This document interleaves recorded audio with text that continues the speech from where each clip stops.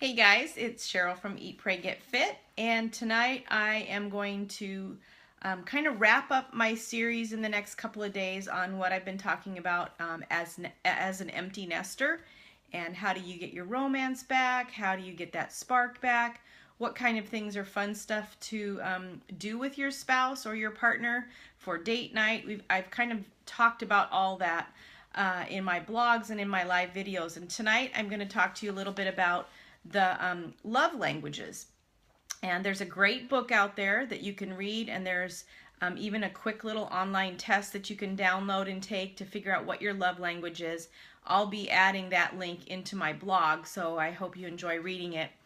But the love languages are something that is really a way that you communicate, or how you like to be communicated with in a relationship. It can go with your love language. There's actually love languages for kids. There's love languages for your partner, and there's also one out there for love languages in the workplace, which I thought that was kind of interesting. I might even pick that one up just out of curiosity to see how it is that your coworkers like to be talked to. And it's kind of goes along with some of those other, if you've ever heard of the gems or what color you are. It's all kind of wrapped around that same kind of thing of how you respond to being communicated to, and how you are a communicator as well.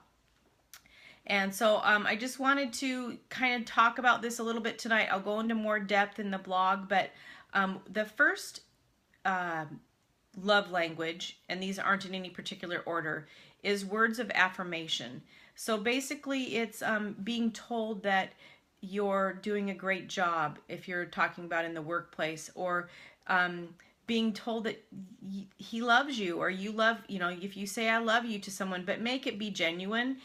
We sometimes toss that word around a little bit too freely, but that's the words of affirmation, is basically expressing vocally how you feel about that person.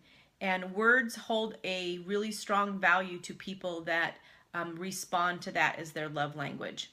The next thing is quality time. So if spending time with your partner is really important to you, then that is one of your love languages. And that means quality time means shutting things off, turning the TV off, turning your phones off, putting your phones aside. All those things are things on spending that quality time. And there you may have different ways on how you like to spend quality time. Some couples love to just sit on either ends of the couch and be on their laptop and work, and that's quality time for them. But what I mean by real quality time is spending time with everything else, all your other distractions shut off, and just being with each other. Whether it be taking a walk or going on a date, that kind of goes along with the quality time thing. The next one is receiving gifts. And it doesn't mean that you're necessarily a materialistic person. It just means that small little tokens mean a lot to you, or that you like to give small little tokens, or give little notes, leave notes for them. The note leaving is kind of more on the words of affirmation, but it also can be a gift giving idea as well. And so, that's kind of the thing on receiving gifts. On, you like to get flowers, or, on Valentine's Day, you love getting that bouquet of roses. Those are all kind of goes along with that idea of receiving gifts. The next one is acts of service. I'll tell you right now, this is mine. This is how I respond best. There's nothing more sexy than a man that does your projects for you that you've been asking, or that does the laundry, or that cooks for you, or just does that little thing for you that you think is really hot, like even opening the door for you. That is probably that's probably my primary languages of love. You can have a primary and a secondary, but I pretty much would say that that's my primary. And so acts of service is right on the top of the list for me. And then the next thing is physical touch.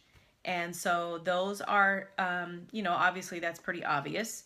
And it doesn't necessarily have to be in the bedroom. It can be anywhere. It can be you know, holding hands in public or snuggling on the couch and just touching each other. You know, but it can also obviously be in the bedroom as well. So those are the kind of the love languages that I'll be talking about in my blog. I can't wait to sit down and take the test with my husband. It's going to be kind of fun to see where we both are. I kind of have an idea where he might be, but I'm curious. And I don't know quite what my secondary love language is, but probably it's going to be the words of affirmation.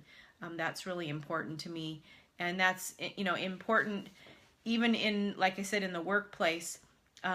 When I'm really big on complimenting coworkers, or believe in what I call attaboys with my coworkers. So I guess that's one of my gifts that are my love languages, is that I love to give affirmation. And so I hope you enjoyed that, and I will be writing up some really interesting stuff in my blog, go a little bit more into depth of this, and we'll also be linking in some other things that you might enjoy as well. And again, this is Cheryl from Eat, Pray, Get Fit, and tonight I talked about the love languages and where might you fit in. So have a great night.